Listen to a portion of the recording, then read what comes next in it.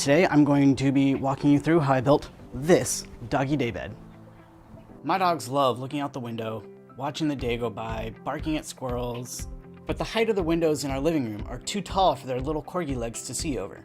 So I decided to put together this doggy daybed that rests on a platform and has a removable ramp. That way they have a place to hang out that's high enough for them to actually see out the window. I used just over one full sheet of 3/4 inch maple plywood, but it can be done with a single sheet. I also used two 48-inch dowels. The bed is 22 inches deep and 47 inches long, and the platform is 23 inches high with the rails landing at 29.5 inches. The ramp is 10 by 48 on a 30-degree slope. I don't have a truck to transport full sheets of plywood, so I have to get it cut in half at Home Depot. Then once I get it home, the first thing I do for big plywood projects is break the sheets into more manageable sizes. For this project, I scribed a line at 48 inches, knowing that it would be oversized so that I could cut it down later. Then I clamped the sheet down and used my circular saw to get a rough cut for the platform. Then I could set that piece aside. With that out of the way, I could raise my table saw blade so it was just over the height of the plywood, and I could bring the rest of the full sheet over to my saw and rip it into 4-inch strips. 4 inches is wider than the legs or stretchers need to be, but by going larger now, I'll have enough material to mill the pieces after glue up. And there's plenty of material left on the sheet to get all the pieces that you'll need. When ripping large stock like this, I use the wing from my miter saw to support the weight of the plywood, kind of like an infeed table. Doing this allows me to better control the large sheet. After I rip the plywood into strips, I take the pieces over to the miter saw and cross-cut them to their rough length.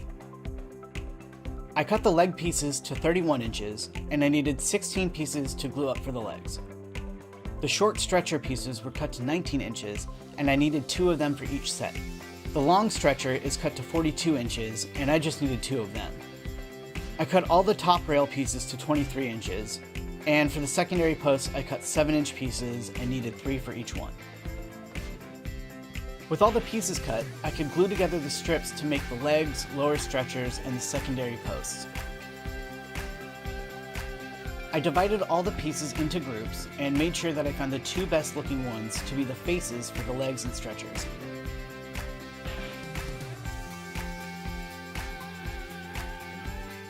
For laminating pieces like this, I find it's easier to apply a lot of glue to just one side instead of putting glue on both sides. It makes it easier to stack the pieces and keep them aligned before you apply clamping pressure.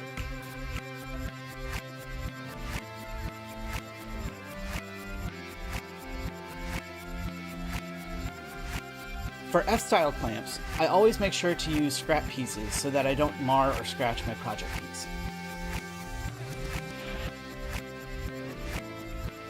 After getting each assembly into clamps, I use a wet rag to clean up as much of the glue squeeze out as possible.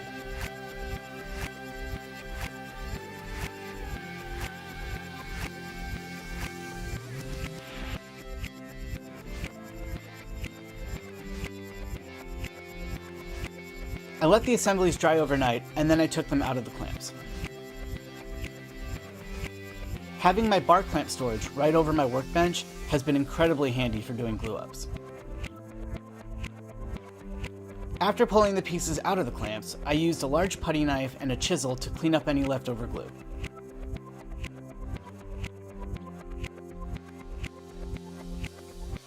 I wanted one side of each glue up to be as clean as possible so I could use my table saw and miter saw to clean and mill them. With the legs all cleaned up, I could bring them over to the miter saw to take off just a hair so I could use that clean edge to butt up against my stop block and cut the legs to their final length. I don't have a traditional miter saw fence, so instead, I measure how long I want my pieces to be and make a mark on the wing at the front and back of the blade. I know that the front edge of the wing is parallel and square to the fence, so I scribe a line and clamp a straight board on the line. Then I butt the clean edge of the legs up to the stop block and cut them.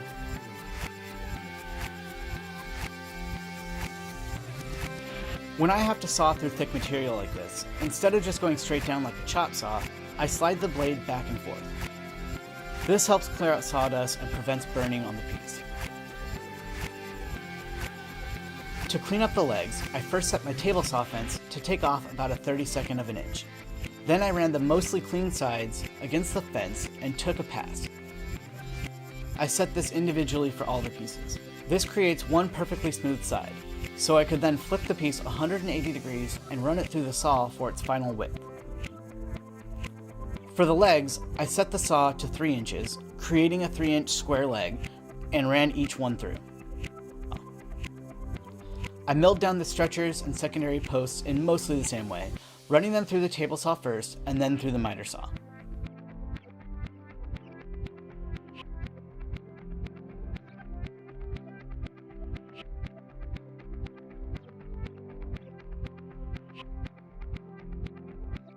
When I make cuts like this on the miter saw, I line the piece up just outside the line and then sneak up to it so that I get the right length. To make sure the short stretchers were the same length, I first cleaned up one edge, then lined them up and cut them together. Doing it this way will help make sure that the final piece stays square. Now that the legs and secondary posts are in their final dimensions, I can cut the tendons that will become the upper rail posts. To do this, I switched my table saw blade out for a 5/8 inch dado stack. The arbor on my saw allows for thicker stacks, but I found that anything much above 5/8 starts to get a little sloppy. Of course, you could do this same technique with just a single blade as well.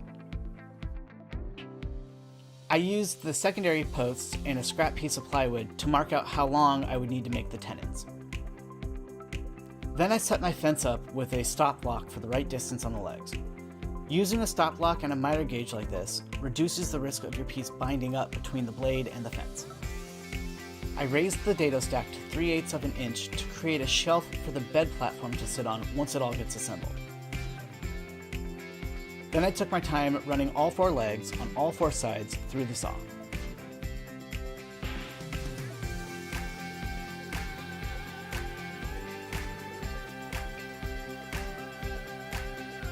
Using the dado stack to cut the tenons left some grooves on the plywood.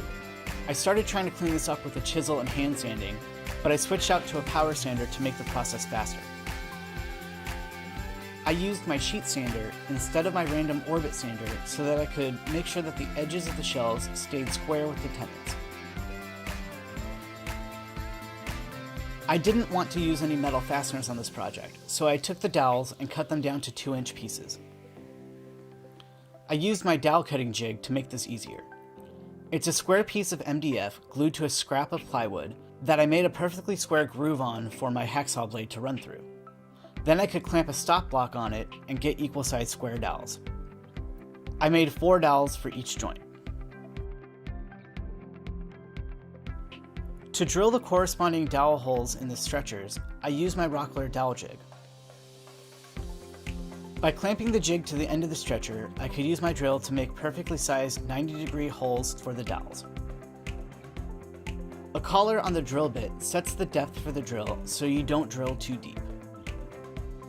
Now that the stretchers had dowel holes in them, I could drill out the mating holes on the legs.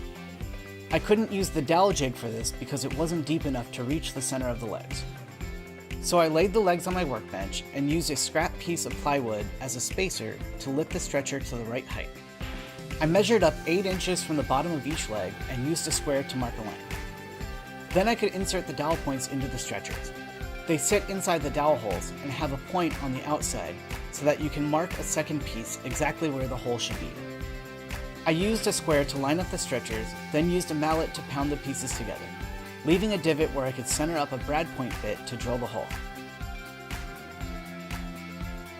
I took the faceplate off my dowel jig and used it to make sure my drill was at 90 degrees to the legs. Then I used masking tape to make sure I wasn't drilling too deep. I dry fit the pieces together to make sure that they would sit flush and square to each other.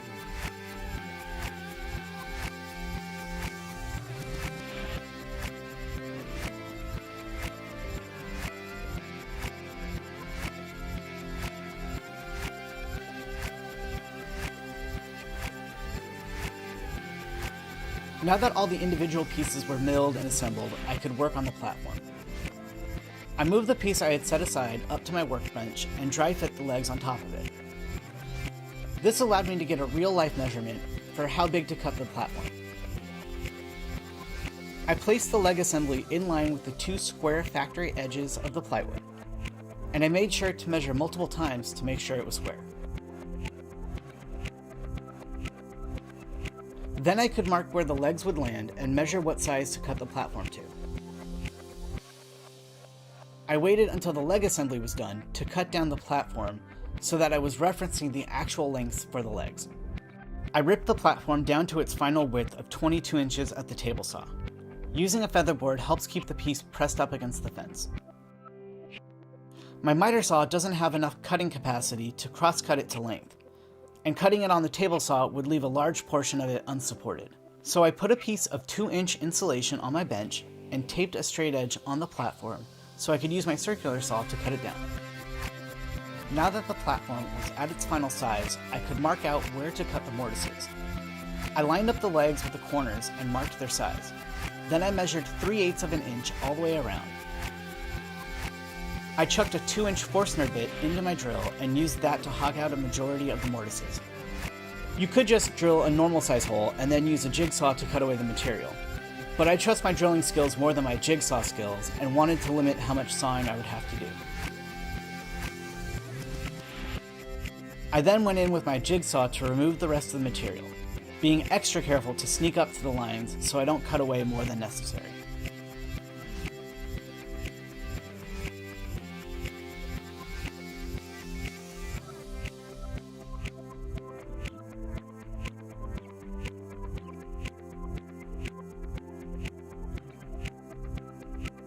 Now that the platform is ready to go, I dry fit it on top of the leg assembly so I can measure and mark where the secondary posts will go. The front post goes right in the center so that it supports the top rails, and the side post goes 10 inches from the front corner so that there's an opening where the ramp meets the bed. After marking where the posts go, I use my doweling jig to drill holes to align the posts. The process for this is exactly the same as before. Going into the project, I knew that using plywood and cutting the tenons with the dado stack would remove the face veneers. My plan for this was to take pieces of plywood and use my bandsaw to remove the veneers so that I could re-glue them to the tenons later. I set my bandsaw fence so that I was removing just the veneers and then ran the boards through the saw.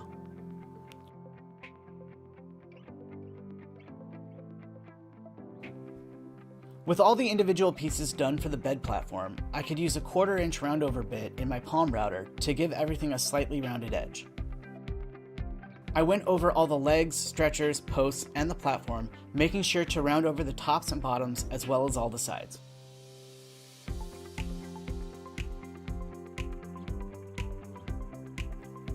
Before gluing everything together, I used my random orbit sander with 120 grit sandpaper to smooth things out. Sanding now is easier than trying to do it after the glue up. And I started at 120 grit because this is higher grade plywood and didn't need any shaping. I'll resand everything with higher grits later before I finish them. Now I can start gluing all the pieces together. I start with the legs and the short stretchers by putting glue in the dowel holes of the leg, then inserting the dowels. It's super important to mark all your pieces so that you're putting the right ones together. I started gluing in dowels before realizing this was the wrong leg, so I left the dowels in that leg and grabbed the right one. I put glue in the holes of the stretcher and on both of the faces, then pressed the pieces together. The dowels help keep everything aligned. I use a wet rag to clean up any glue squeeze out before adding clamps and moving on to the next joint.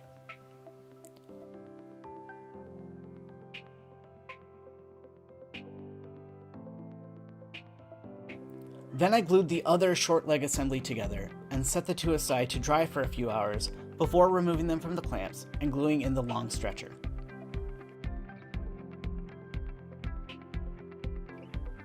I didn't have any clamps long enough on their own to clamp this together, so I linked two F-style clamps together and clamped the legs this way. I added extra clamps to make sure it stayed square. While the leg assembly was drying, I decided now was a good time to glue in the posts. I added glue and friction fit them to the platform. These pieces are extra important to make sure that they're square so that the top rails go in square as well. So I took some extra time before clamping to check and then recheck that they were. I added clamps in from both directions so that there was equal force to make sure that they dried square.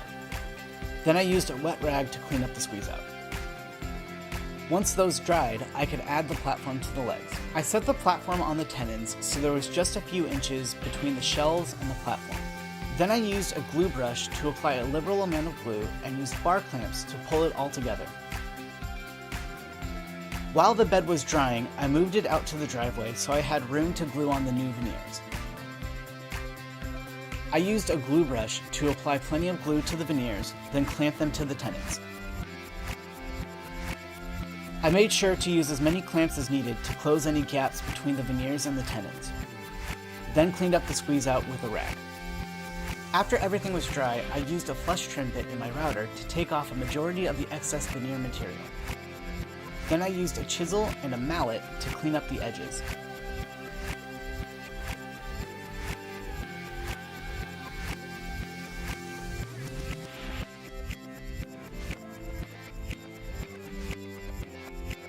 Because they aren't structural or weight-bearing, I wasn't worried about using dowels on the top rails, and decided to just glue them in. I wanted the rails to be right in the middle of the posts, so I used my combination square and set it to the width of one layer of plywood. Then I used that to inset the rails from the outside of the posts.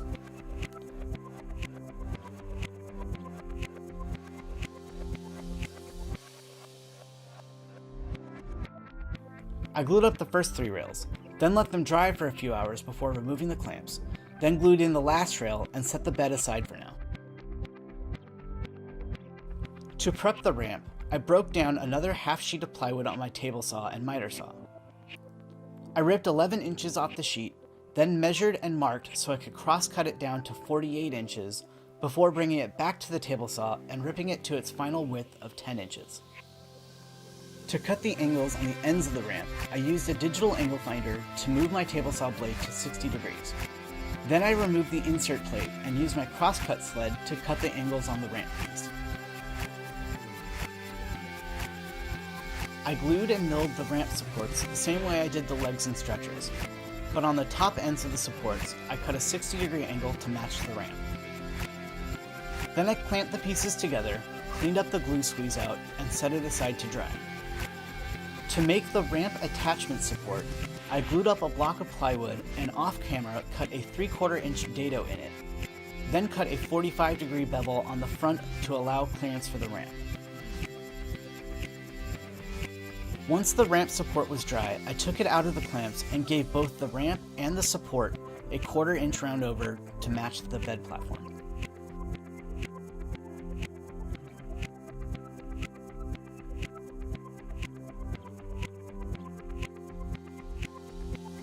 To glue in the ramp attachment support, I aligned it to the front edges of the leg and the platform, then used plenty of clamps, making sure not to apply too much pressure to cause the support to become misaligned.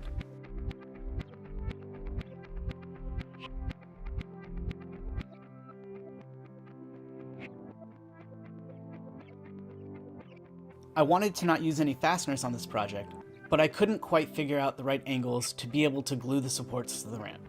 So I used a countersink drill bit to pre-drill through the ramp into the supports.